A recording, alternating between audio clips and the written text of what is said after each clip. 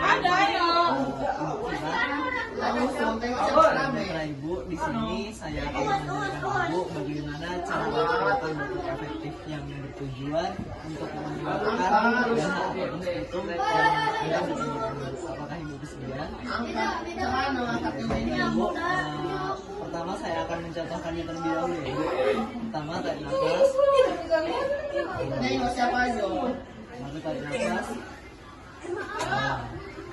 Lalu yang terakhir tarik nafas. 3 detik. Bukan ke dalam. Baiklah, kita bisa mulai dulu.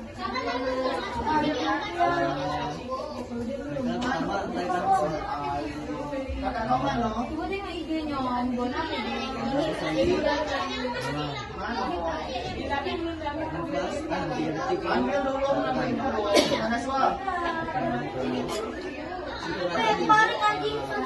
Saya telah mengajarkan kepada Ibu cara melakukan apabila Ibu